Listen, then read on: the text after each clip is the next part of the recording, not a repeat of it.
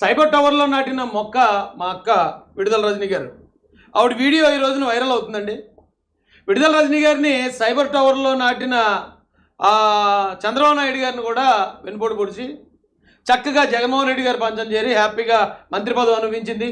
Okay, ఆవిడ పరిపాలించిందో లేకపోతే దాచుకుందో అవన్నీ పక్కన పెడితే ఈరోజు వీడియో మాత్రం బేభత్సంగా అలచల్ చేస్తుందండి. యాక్చువల్ నేను ఆ వీడియో చూశాను. ఆ వీడియోలో అసలు విడుదల రజనీ గారు కేకలహలం మామూలుగా లేవండి. నేను ఆ వీడియో చూసిన వెంటనే విడుదల రజనీ గారు నేహత్తున్నట్టున్నారు ఏదో కేసులో అనుకున్నాను. ఆ స్థాయిలో కాల్ చేసింది ఆవిడ.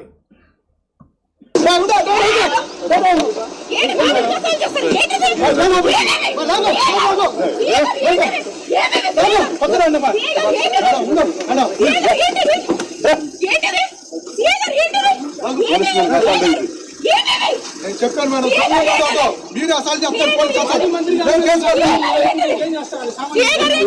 ఆవిడ కంగారు, ఆవిడ భయం చూసినప్పుడు ఫస్ట్ ఆవిడ అరెస్ట్ చేస్తున్నారేమో అనుకున్నానండి.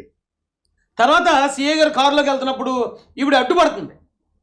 ఒకవేళ కారులో జగన్మోహన్ రెడ్డి గారు ఉన్నారేమో, ఆయన్ని కానీ అరెస్ట్ చేస్తుంటే ఒక చెల్లిగా అడ్డుపడుతున్న వీరవనిత శబాష్ మా సైబర్ టవర్ మొక్క అనుకున్నాను. కానీ ఇంతకీ వాస్తవాల్లోకి వెళ్తే అండి, లోపల ఎవరు శ్రీనివాసరెడ్డి అని చెప్పి ఒక పిఏ అట. అసలు మినిస్టర్ గారితో ఇంత సెక్యూరిటీ పెట్టించుకుంటున్న పిఏ గారు ఉన్నారు చూసారా, ఏమి పిఏ గారు అండి.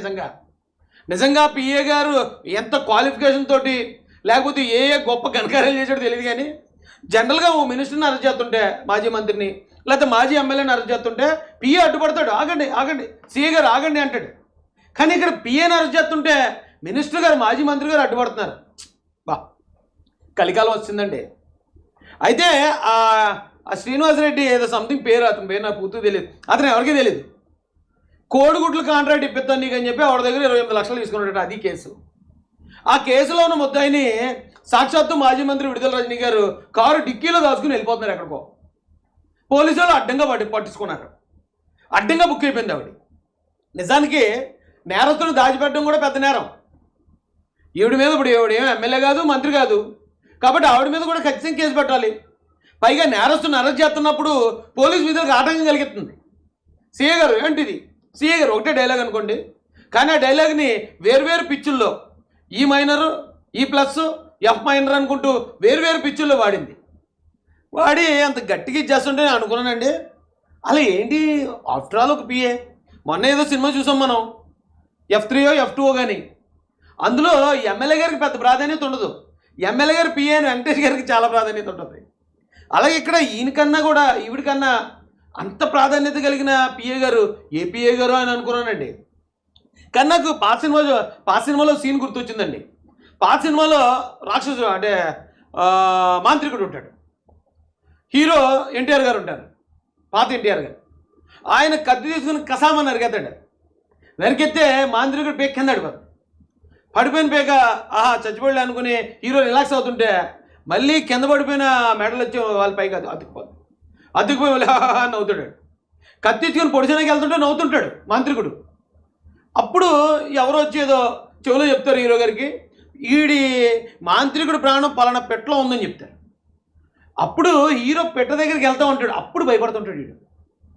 ఈయన చంపనకు వచ్చినప్పుడు భయపడ్డు, ఈడు పేక నరికినప్పుడు భయపడ్డు, కానీ ఆ పక్షి దగ్గరికి వెళ్తున్నప్పుడు మాత్రం గజగజ వణికిపోతుంటాడండి. సేమ్ నాకు విడుదల రజనీ గారిని చూస్తే అదే అనిపించింది. ఆవిడ ప్రాణం మొత్తం ఆ శ్రీనివాసరెడ్డి అని పెట్టలో ఉంది. ఏమంటే సీఏ గారు పట్టుకోండి బాబా పెట్టను గట్టిగా ఒక్క నొక్కితే మొత్తం మాజీ మంత్రి విడుదల రజనీ గారు సైబర్ టవర్ మొక్క మా అక్క మొత్తంగా ఎక్కెత్తాడండి. అది ఆవిడ కంగారు. లేకపోతే ఇప్పుడు మంత్రులను అరెస్ట్ చేశారు, ఎమ్మెల్యేలను అరెస్ట్ చేశారు. అరెస్ట్ చేసినప్పుడు వాళ్ళు సైలెంట్గా పోలీసులు రావడం, వాళ్ళ వెనకతలు పోవటమే చూసాం. కానీ అయ్యి బాబు ఇదేంటి బేకలాడిపోతుంది. ఆవిడ డిక్కీలో దాచేసిందండి, వెనకతలు డిక్కీలో. ఏదో సినిమాలో బ్రహ్మానందం గారు అంటారండి, నా డిక్కీ సేఫే కదా, నా డిక్కీ. నాకు అంత కామెడీ అనిపించిందండి. కానీ ఆ సీఏ గారు ఎవరుగానే కరెక్ట్ పట్టుకున్నారు. ఈవిడ కంగారులో దొరికిపోయిందండి అందరికీ. ఇప్పుడు నాలాంటి వాడికి అర్థమైపోయిందంటే పోలీసులకు అర్థం అవుదా ఏంటి, చిన్న కేసులు ఈయన అరెస్ట్ చేస్తుంటే ఈవిడ ఎంత ఓవర్ చేస్తుంది, అయితే వీడి దగ్గర ఏదో మొత్తం మ్యాటర్ ఉంది అనుకుంటారు అనుకోరండి. ఆ F2లో ఎమ్మెల్యే గారు కూడా అంటారు, మేము ఎప్పుడు కూడా డ్రైవర్లతో పిఎల్తో చాలా జాగ్రత్తగా బాబు అంటాడు. అప్పుడు అడుగుతాడు డ్రైవర్, ఎందుకు అని. మా బొక్కలన్నీ మీ దగ్గర ఉంటాయి కాబట్టి అంటాడు. సో ఇప్పుడు విడుదల రజనీ గారికి సంబంధించినవి అన్నీ కట్టగట్టుకున్న శ్రీనివాసరెడ్డి అనే పిఏ దగ్గర ఉన్నాయండి.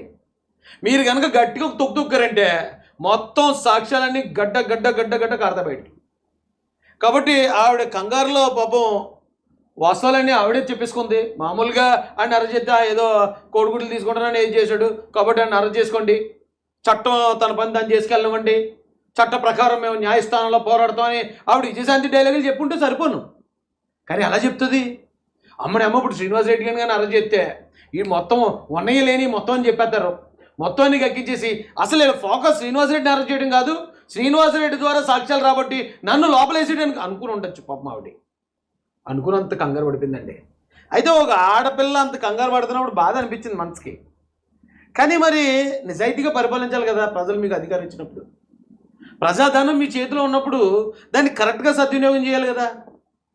ఆడపిల్లలు ఇంకా నిజాయితీగా ఉండాలి కదా.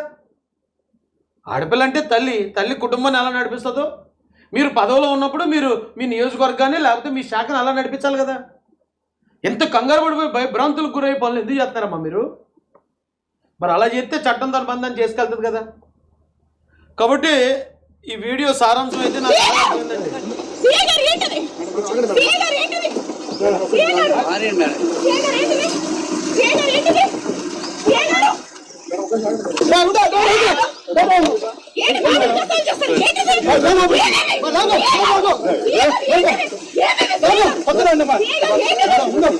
ఒక నేరస్తుడిని అంత పబ్లిక్గా ప్రొటెక్ట్ చేయడం చాలా పెద్ద నేరం అండి. మరి ఆవిడ సాఫ్ట్వేర్ ఇంజనీరు, అమెరికాలో కంపెనీలు ఉన్నాయంటారు, ఆవిడ పెద్ద బాగా చదువుకుందంటారు. ఒక నేరస్తుడిని 28 లక్షలు ఫ్రాడ్ చేసిన నేరస్తుడిని, చీటర్ని అంత డైరెక్ట్గా సీఎంఏ కూడా తిరగబడిపోతూ సిగ్గులు లేదండి బాబు.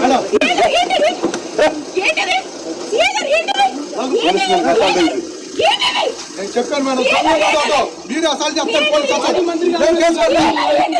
ఆ సీఏ గారు కూడా ఎవరో కానండి, మహాసన్ మీడియా నుంచి మీకు కూడా హ్యాట్స్ ఆఫ్ చెప్తున్నామండి. ఆ సీఏ ఎవరు చాలా గట్టిడండి.